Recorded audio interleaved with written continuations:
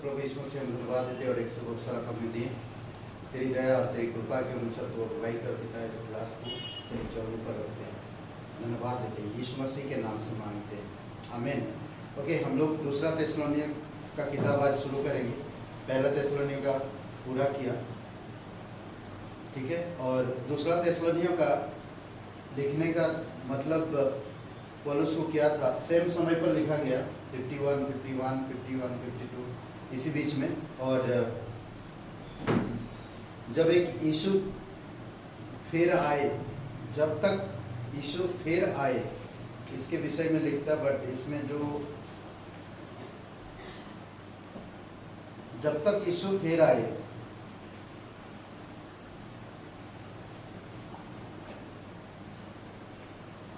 थिस्सलुनीय का मतलब दूसरा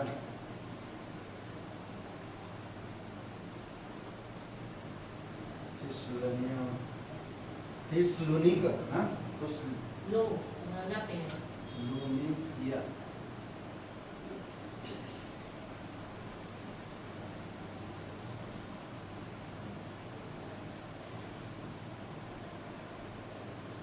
ठीक है। जब तक यीशु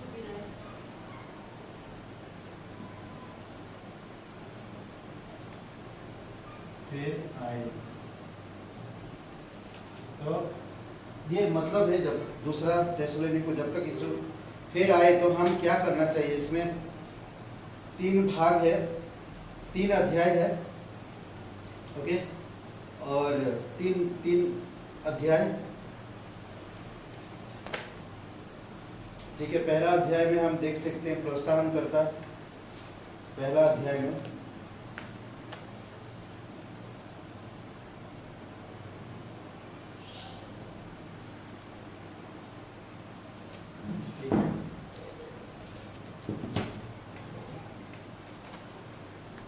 पहला अध्याय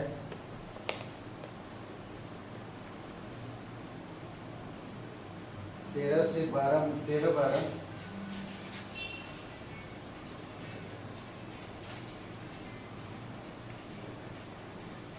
13-12 बोलो, 13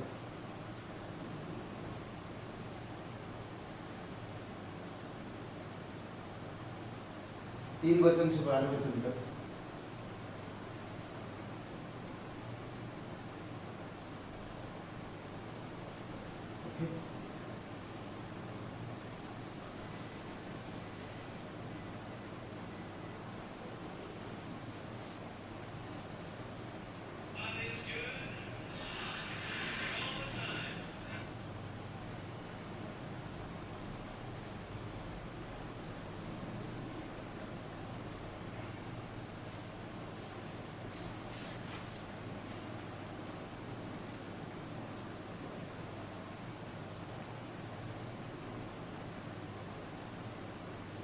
सत्य और आशा में स्थिर रहो, इसका जो मेन पार्ट है, सत्य और आशा में स्थिर रहो।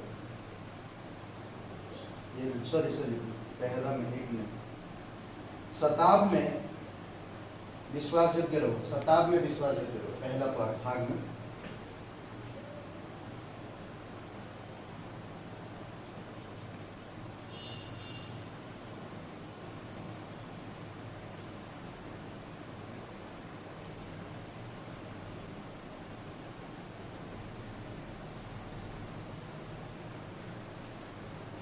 ठीक है, सताव में विश्वास करो।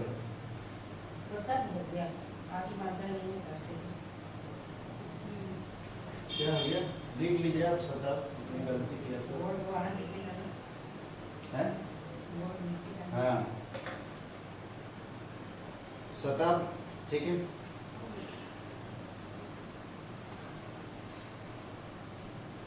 ओके, दूसरा इसमें मोस्ट भाग जो है प्रोत्साहन रहना, इसका जो मोस्ट प्रोत्साहन होना,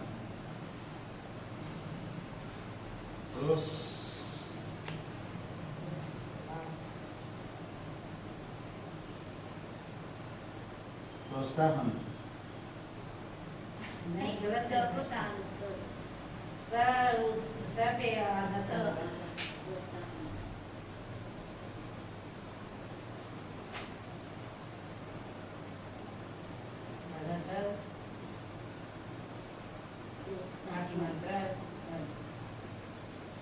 प्रोत्साहन।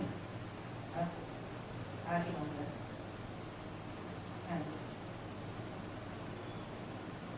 ओके,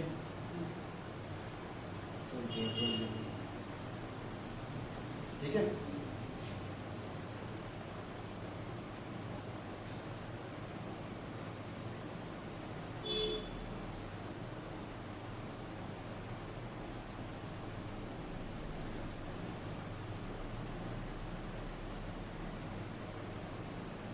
दूसरा भाग देख लीजिए, दूसरा अध्याय।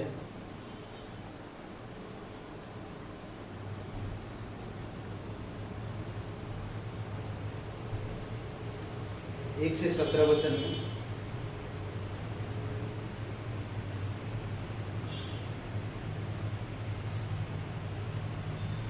जब तक यीशु फिर आएगा आशा में स्थिर रहो।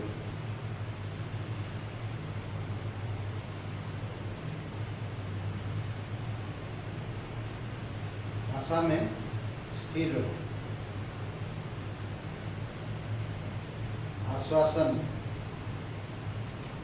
जिस तरह यहाँ पर एक प्रोत्साहन शब्द दिया, यहाँ पर दूसरा अध्याय में आश्वासन है।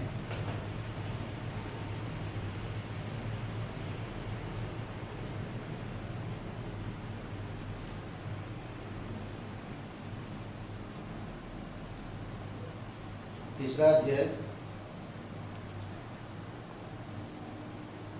1 से 15 में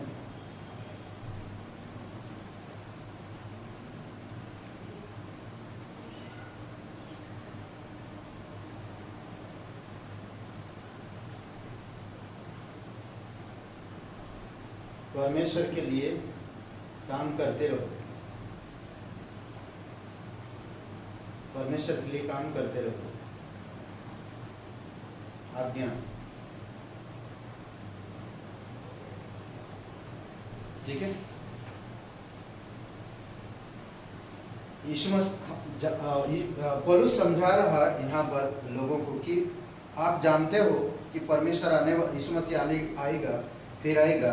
तो जब फिर आएगा तो तुम्हें कैसे रहना चाहिए, इस विषय में समझाता है।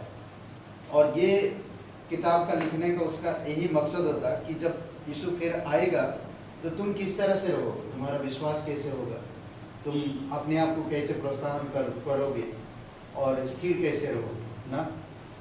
इस विषय में पौलुस समझा रहा। यहाँ पर एक बातें हम देख सकते हैं, प्रोत्साहन, आशावान, आज्ञा, ठीक है। और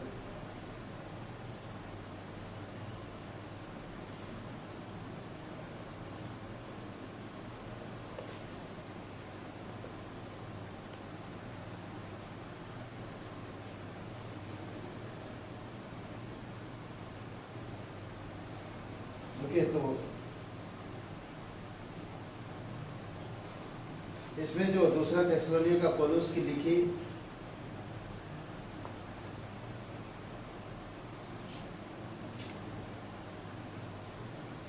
लिखी अनुवर्ती पत्री थी, जो विशेषकर मसीह के दूसरे आगमन की संबंधी झूठी शिक्षा और गलत विचारों को सुधारने के लिए थी।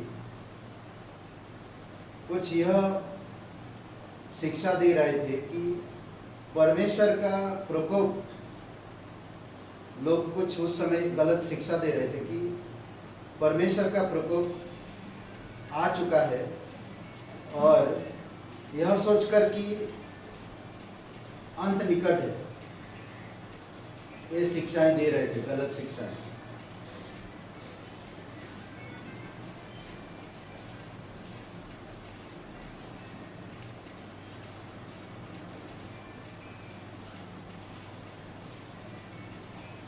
उन्होंने काम करना छोड़ दिया था। अब न्याय आ गया, प्रकोप आ गया, तो काम करने की क्या जरूरत है, मरना तो है, ऐसा सोच रहे थे, इसलिए काम करना छोड़ दिए थे। और परमेश्वर के, यीशु मसीह के पास आना तो काम नहीं करना चाहिए। ऐसा लोगों का विचार था। पौलुस ने झूठे विचारों को सुधार और थिस्सलुनीके कलीसिया से कहा कि वे प्रभु का काम करते रहे। झूठी शिक्षा का या झूठे विचारों को सुधारा और थिस्सलुनीके के लोगों को प्रोत्साहन किया कि तुम काम करते रहो। समझ रहे हैं? फिर नमस्कार में एक दो वचन में नमस्कार करता है। पौलुस ने इस कलीसिया को उसी प्रकार नमस्कार भेजा जैसे पहला थिस्सलुनीके को भेजा था। सेम 3 वचन से लेकर 12 वचन में हम लोग देखते हैं, जो पहला भाग है इस किताब का। जब तक यीशु फिर आए सताब में विश्वास योग्य रहो, सताब में विश्वास योग्य रहो। 1 का वचन 7 में कहता, देखिए,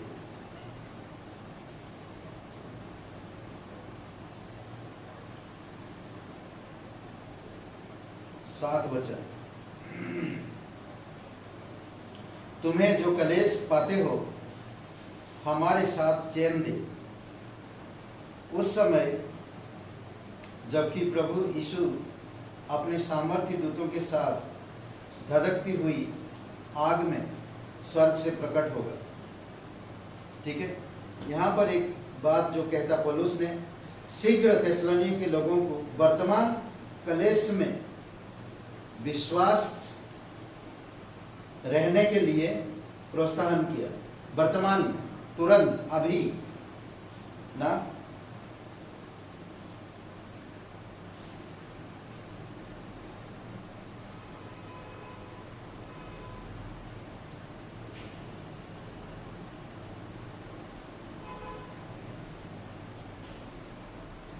ओके,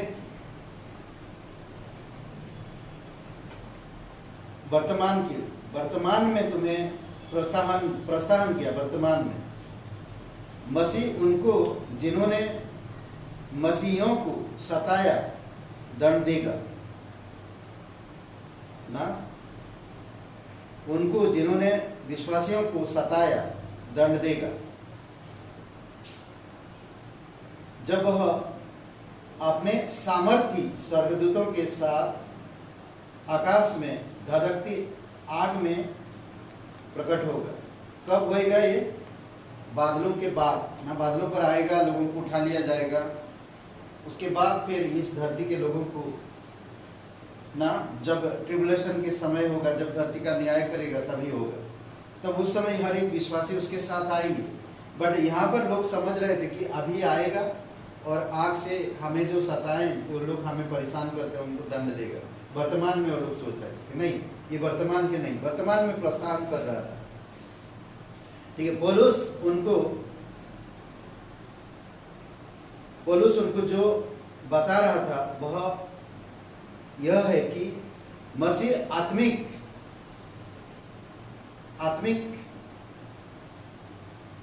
वापस नहीं आया है। अभी क्या बोलते कि मसीह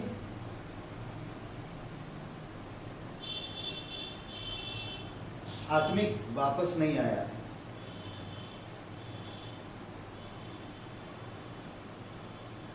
और शताब में जो दुख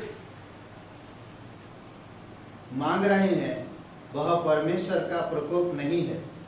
ठीक है, लोग अभी वर्तमान में वो लोग समझ रहे थे।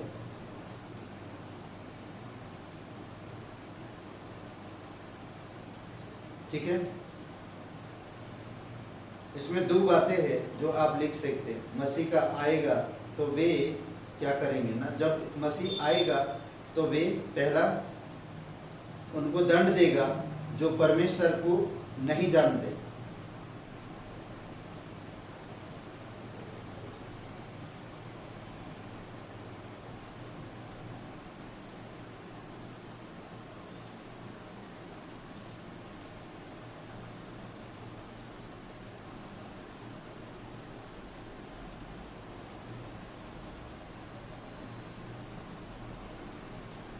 ठीक है, जो परमेश्वर को नहीं जानते। दूसरा है उनको दंड देगा जो सुसमाचार की आज्ञा नहीं मानते।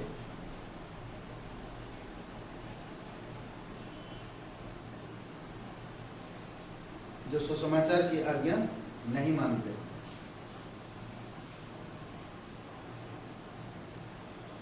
ठीक है, यहाँ पर क्या बोल रहा कि वचन जो हम लोग पढ़ा ना, इसमें कलेश में धन्यवाद और प्रोत्साहन करना चाहिए। ओके, तो 3 वचन से, हे भाइयों, तुम्हारे विषय में हमें हर समय परमेश्वर का धन्यवाद करना चाहिए और यह उचित भी है, इसलिए कि तुम्हारा विश्वास बहुत बढ़ता जाता है और तुम सब प्रकार का प्रेम आपस में बहुत ही होता जाता है, यहाँ तक कि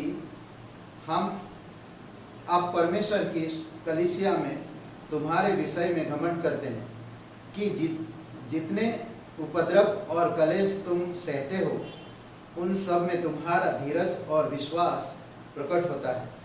यह परमेश्वर के सच्चे न्याय का स्पष्ट प्रमाण है कि तुम परमेश्वर के राज्य के योग्य ठहरो, जिसके लिए तुम दुख भी उठाते हो, क्योंकि परमेश्वर के निकट यह न्याय है कि जो तुम्हें कलेश देते हैं उन्हें बदले में कलेश दे। समझ रहे थे कि उसी समय दे ना, अभी हम कलेश भोग रहे तो अभी कलेश उनको मिलना चाहिए। तो ऐसा नहीं है, ये कलेश का सब तुरंत का नहीं है, वर्तमान का नहीं है।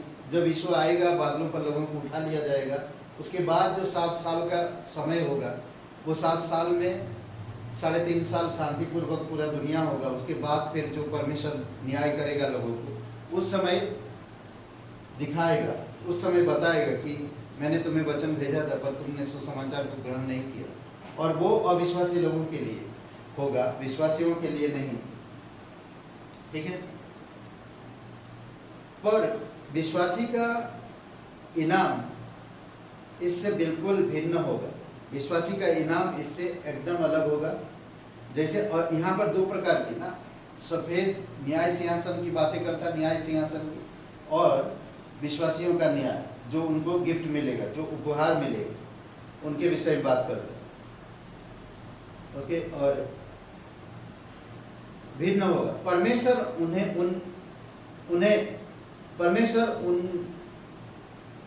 उनमें और उनके द्वारा महिमा पाएगा, उनमें और उनके द्वारा महिमा पाएगा। इसके बीच थेसलोनिया के लोगों को वचन और कार्य द्वारा परमेश्वर की महिमा करते रहना चाहिए। यही उसको कलीसिया को समझा रहा कि तुम्हारे पास इनाम है, परमेश्वर देगा, बस तुम प्रोत्साहन के साथ परमेश्वर के कार्य करते रहो और परमेश्वर को महिमा देते रहो। थेसलोनिया के लोगों को समझा रहा। ये 13 अध्याय 13 वचन से लेकर 12 वचन तक, ठीक है, पहला अध्याय का। अब हम दूसरे अध्याय में चलते हैं। दूसरे अध्याय 1 वचन से लेकर 17 वचन में, जब तक यीशु फिर आए, सत्य और आशा में स्थिर रहो। मैं सिर्फ आशा में स्थिर रहो लिखा ना, सत्य और आशा में स्थिर रहो लिख लो। दूसरे अध्याय का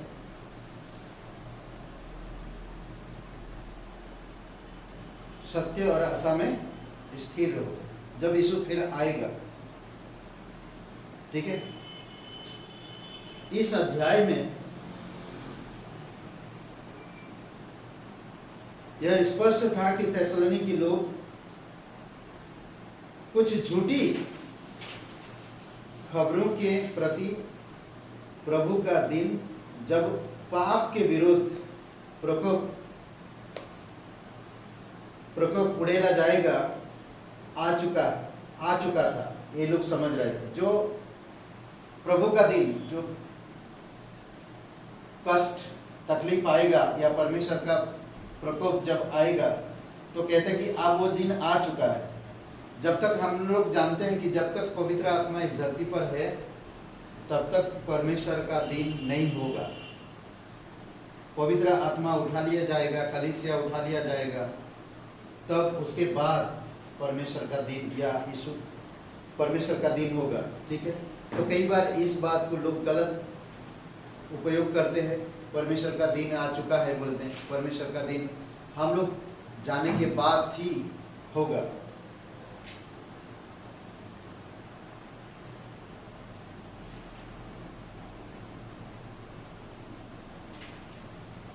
तो घबराए नहीं, क्या बोलते कि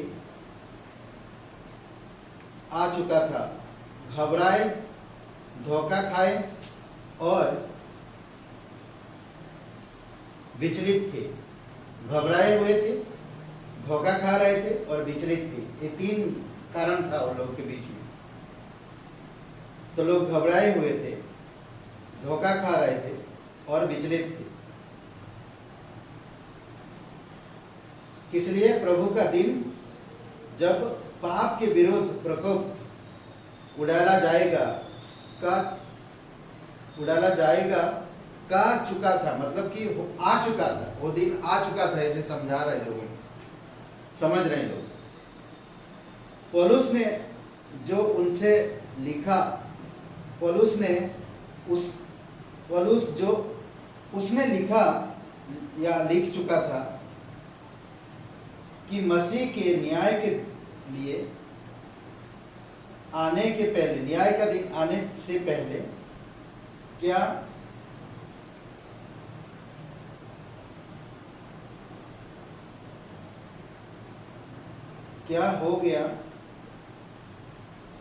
होगा,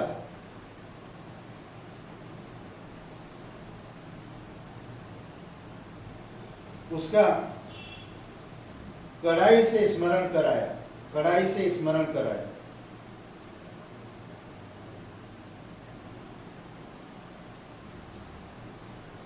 मसीह का कलीसिया को लेने आना महाकलेश के आरंभ से होगा, महाकलेश शुरू होने से पहले होगा, जब परमेश्वर का प्रकोप उड़ेला जाएगा और इसके 7 वर्ष बाद यथार्थ में ख्रीस्त का, मतलब कि मसीह का दूसरा आगमन होगा।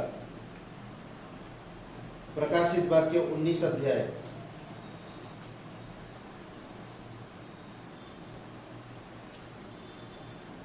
ठीक है, प्रकाशित वाक्य 19 अध्याय समझाया गया।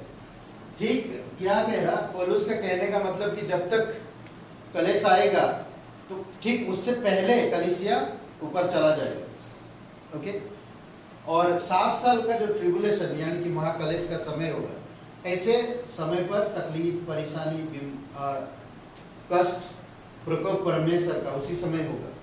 कलीसिया जब तक है इस धरती पर तब तक परमेश्वर का प्रकोप इस धरती पर नहीं होगा। ठीक है, इसमें कुछ बातें लिख सकते हैं इस प्रकार। ये बातें जो प्रभु के न्याय के दिन के पहले होगी वे ये है, ये 3-4 बातें मोस्ट इम्पोर्टेंट, मतलब कि जो महत्वपूर्ण है, ये 3-4 बातें। ठीक है, बहुत जरूरी है। पहला, धर्म त्याग।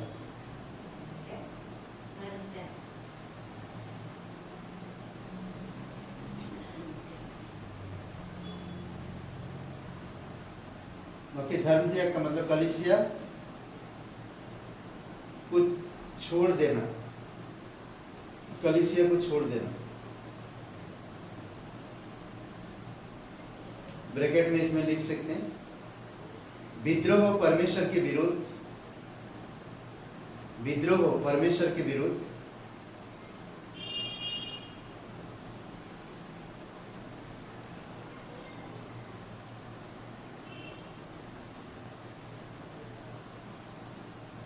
ठीक है, विद्रोह परमेश्वर के विरुद्ध और परमेश्वर से दूर होना,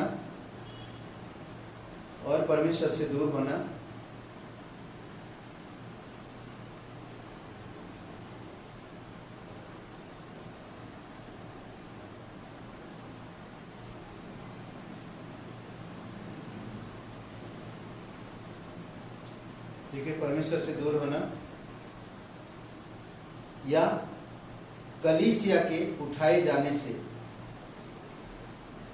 ब्रैकेट बंद है।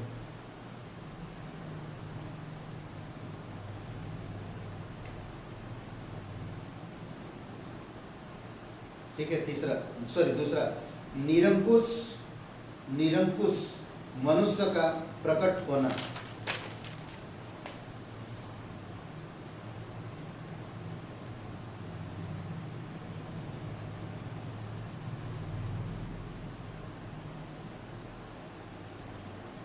निरंकुश मनुष्य का प्रकट होना जो विरोध करेगा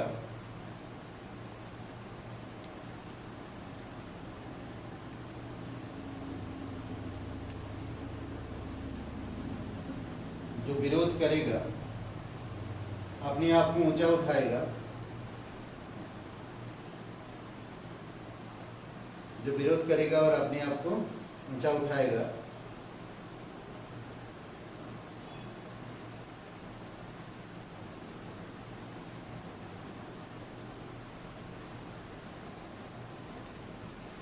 ओके, और अपने आप को मंदिर में खड़ा कर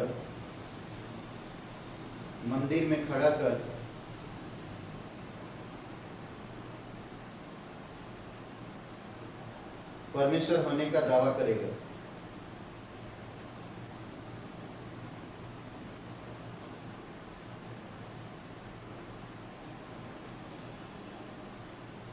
प्रकाशित वाक्य 13 अध्याय।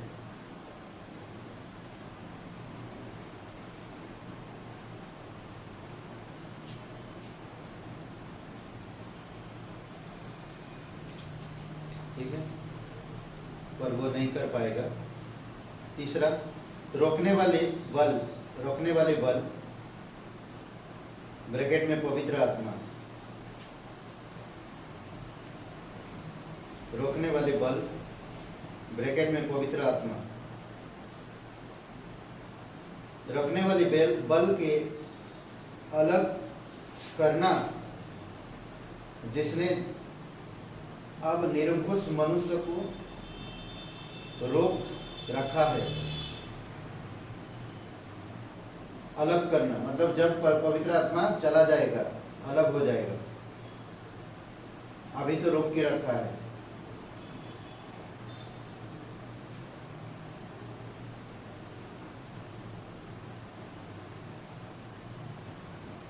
ठीक है, और एक बात है, कलीसिया ऊपर उठाया जाना। फोर्थ पॉइंट, कलीसिया का ऊपर उठाया जाना।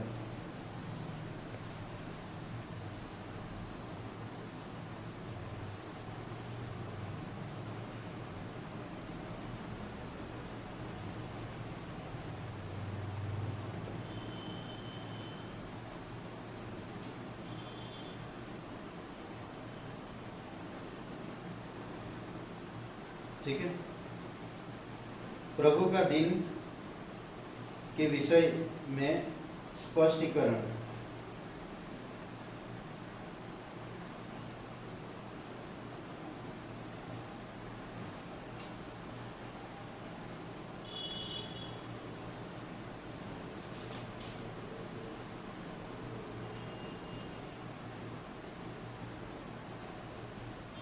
तीन वचन में दिया गया धर्म त्याग। ठीक है, 3 वचन में, दूसरा अध्याय वचन 3 में।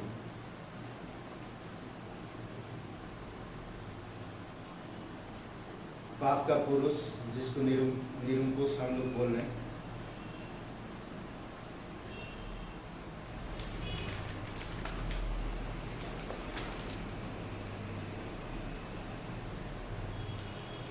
पाप का पुरुष। ठीक है, और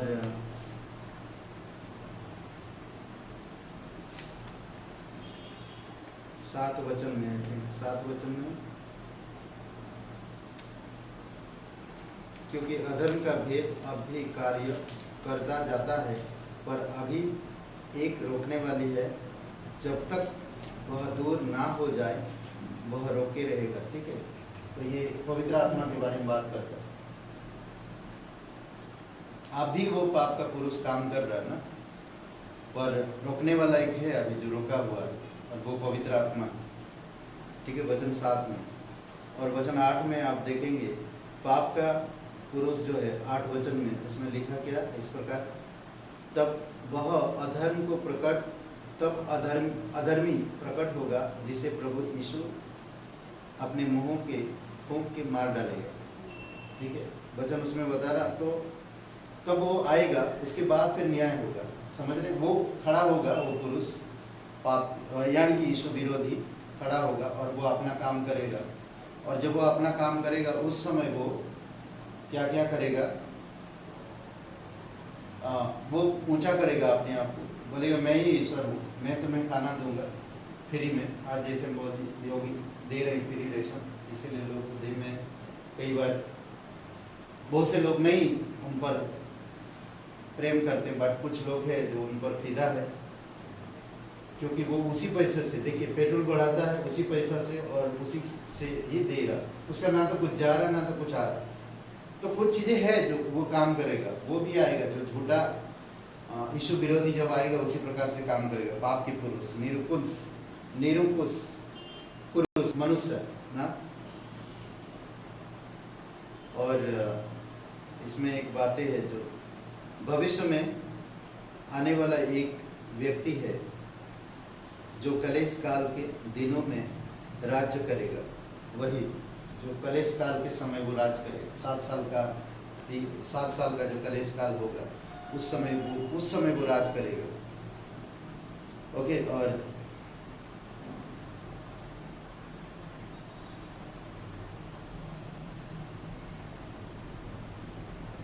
यूहन्ना हर कोई यीशु विरोधी के विषय में बताया। यूहन्ना पहला यूहन्ना का 2 अध्याय 18 वचन में,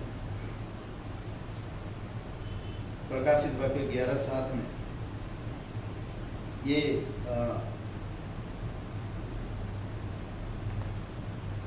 मसीह विरोधी के बारे में बोलता है यूहन्ना भी। साथ ही साथ भविष्य में आने वाले एक शक्तिशाली मसीह विरोधी के विषय में बताता, प्रकाशित वाक्य 11:7 का। और 13:1 से लेकर 10 में प्रकाशित वाक्य, जब कलेश के समय आरंभ में, दानियल का 7:27 में लिखा हुआ है, आरंभ के समय मसीह विरोधी इजराइल के साथ वाचा पर हस्ताक्षर करेगा। इजराइल के साथ शुरुआत में 7 साल की शुरुआत में इजराइल के साथ वाचा बांधेगा। इजराइल के साथ उसका बहुत अच्छा संबंध हो जाएगा और फिर इजराइल को मदद करेगा और उस जगह पे वो काम करेगा, वहाँ से ले होकर हस्ताक्षर करेगा। तब कुछ लोग उसे पहचान लेंगे कि वह कौन है। बहुत सारे उस समय लोग पहचान लेंगे कि वह कौन है। ठीक है, ओके। तो ये कुछ जो चीज़ें हैं जो हम लोग दूसरे अध्याय में देख सकते हैं, जान सकते हैं।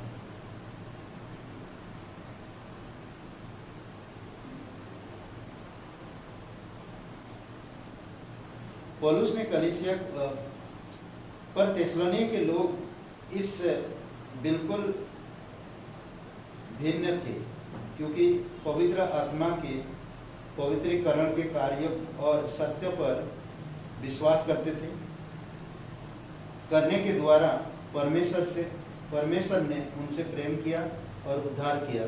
ठीक है, वो लोग अच्छा से वचन को अवलोकन किया, पवित्र आत्मा को समझा और सच्चाई के साथ वो लोग टिके।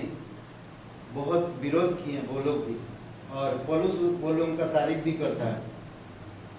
पौलुस ने कलीसिया को प्रेरित किया कि वे स्थिर रहे और जो सत्य शिक्षा उन्होंने प्राप्त की उसे थामे रहे। ओके, पौलुस इंकरेजमेंट कर रहा हूँ, थामे रहे और उनमें प्रार्थना की कि परमेश्वर उन्हें बल और प्रोत्साहन दे, और जब वे उसके काम में लगे रहे तो उन्हें अच्छी आशा यानी कि आशावान रखे। इस तरह से प्रोत्साहन कर रहा था। ओके, तो तीसरा अध्याय में हम लोग चलते हैं।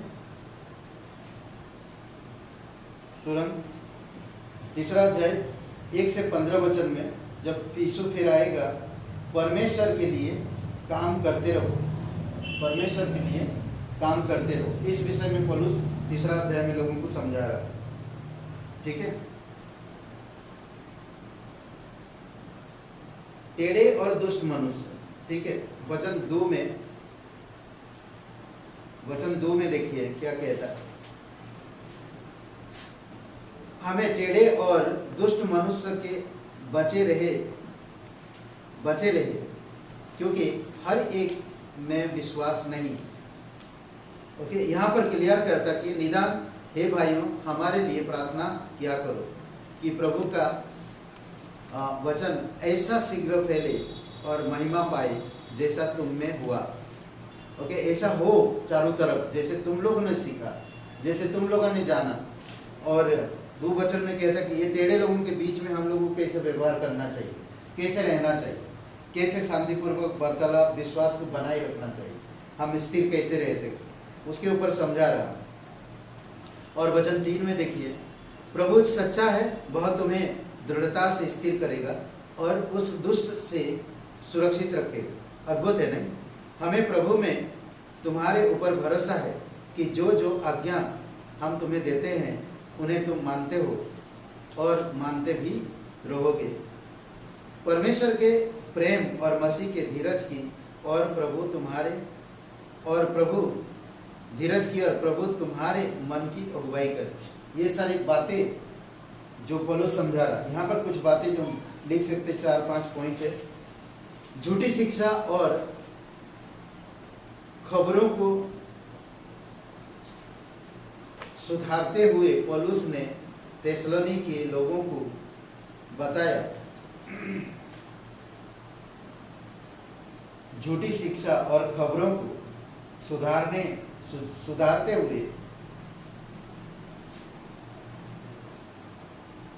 सुधारते हुए पौलुस ने थेसलोनी के लोगों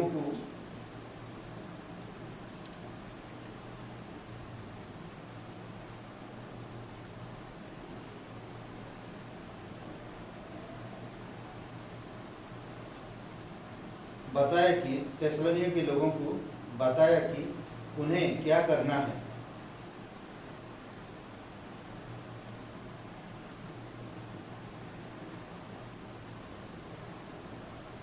ठीक है।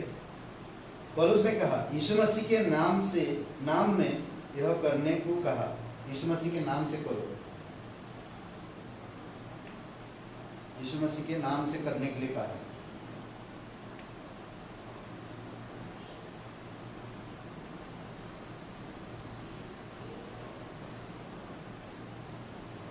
हमारे लिए प्रार्थना करो, पहला पॉइंट।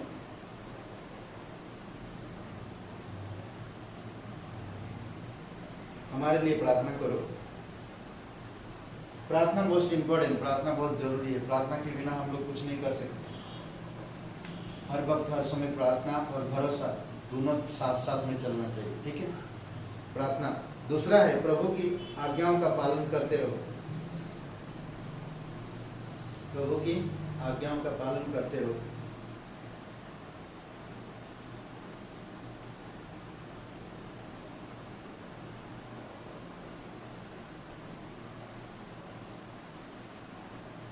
अभी सोचिए, कोई सत्य को सुनता है पर उसकी प्रतीति नहीं करता। ऐसे लोगों के बीच में हम लोग कैसे रह सकते ना?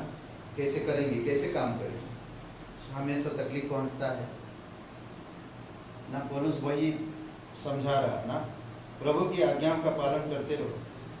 तीसरा, उन आलसी भाइयों से अलग रहो। उन आलसी भाइयों से अलग रहो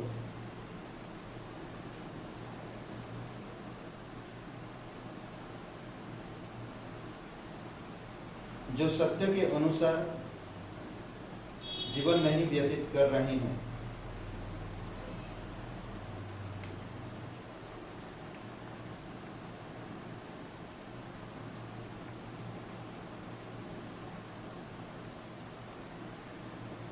जो सत्य के अनुसार जीवन नहीं व्यतीत कर रहे हैं। ठीक है। चौथा, प्रभु के लिए परिश्रम से कार्य करने, प्रभु के लिए परिश्रम से कार्य करने का हमारे तुम्हारे बीच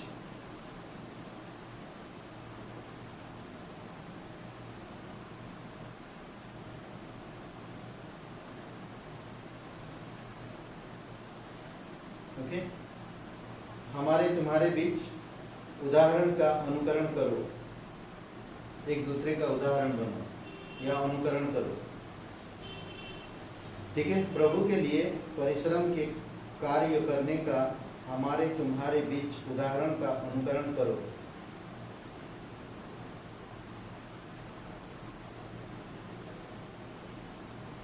आखिरी पॉइंट,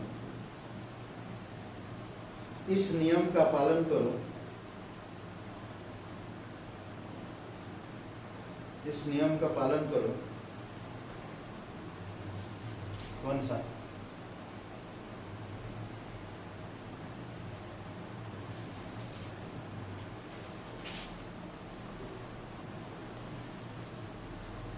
वचन 11 में जो दिया गया, इस नियम का पालन करो, यदि कोई काम ना करे तो उसे खाना भी नहीं चाहिए, खाना भी नहीं चाहिए।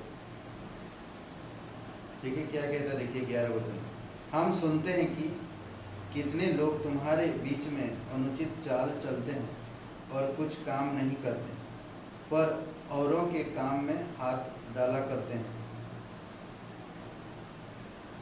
ऐसों को हम प्रभु यीशु मसीह में आज्ञा देते हैं कि समझाते हैं कि चुपचाप काम करके अपनी रोटी खाया करें, और तुम हे भाइयों भलाई की रोटी खाया करें, काम काज करके रोटी खाया करें। वचन 10 में काम नहीं करना तो खाना भी नहीं खाना। ठीक है, ओके, ये था कुछ सुझाव जो तीसरे अध्याय में पौलुस बता रहा। और ये सारे ट्रिबुलेशन यानी कि यीशु मसीह के आगमन से पहले ही होगा।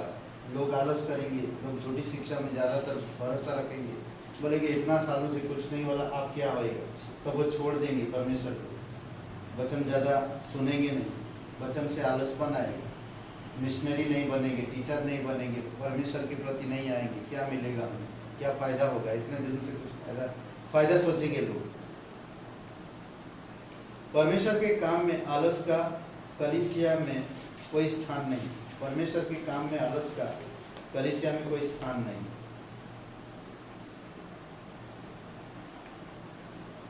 ओके, यहाँ पर पूरी तरह से झूठी शिक्षा बोल देना कि यह स्पष्ट था कि कुछ विश्वासियों ने प्रकोप की झूठी खबर सुनकर प्रभु के लिए काम करना बंद कर दिए थे। झूठी खबर को सुनकर प्रभु के लिए काम करना बंद कर दिए थे।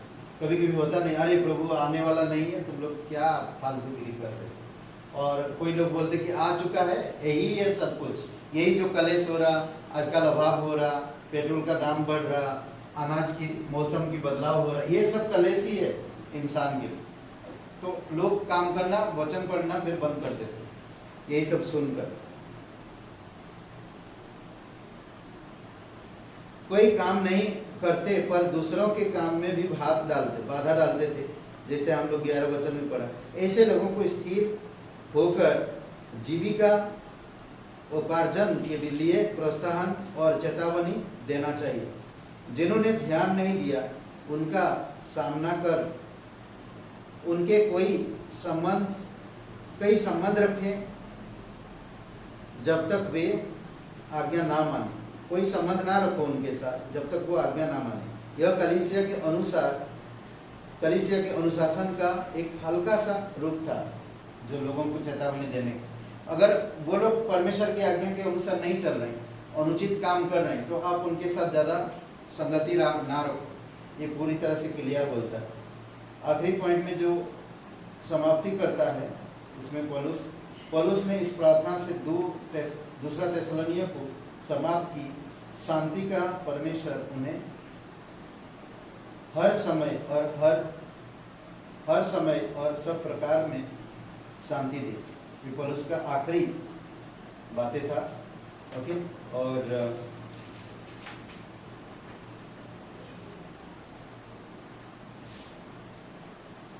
ये वचन को पढ़ सकते हैं आप लोग एक साथ, लिख लीजिए। दानियल का 9:24 से 27 दिया था मैंने, ये वचन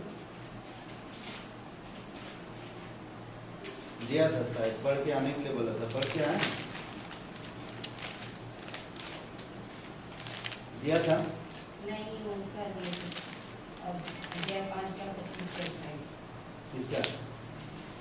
अभी जो खत्म हुआ लास्ट नहीं, का पहली पत्ती ये पढ़ने के लिए कुछ अध्याय दिया था ना, पहले दिए गाय के होमवर्क के लिए दिया था।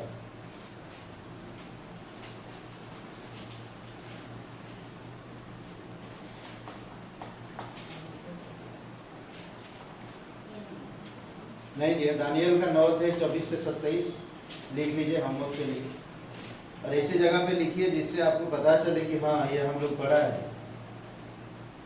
दानियल का 9:24 से 27, इफिसियों का 2 अध्याय वचन 10,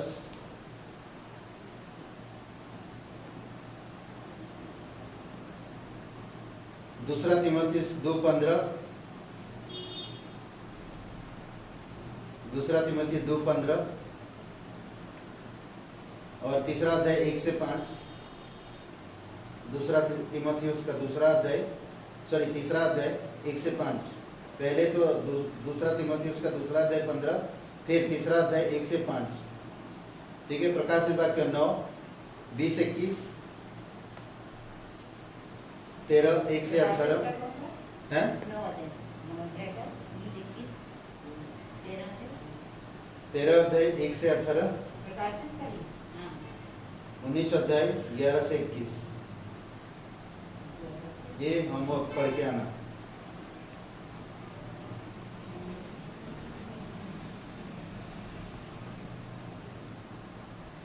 उन्नीस का अध्याय 19 अध्याय 11 से 21। ना 13 का 1 से 8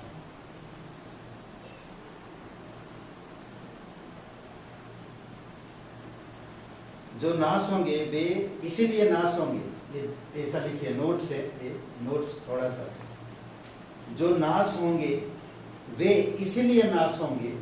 मैं 3 पॉइंट दे रहा, ये 3 बातें माइंडेड, ठीक है, माइंडेड मतलब समझ रहे हैं, मन में रखो। ओके, ये 3 बातें। सत्य से प्रेम नहीं किया हो इसीलिए नाश हुए, सत्य से प्रेम नहीं किया,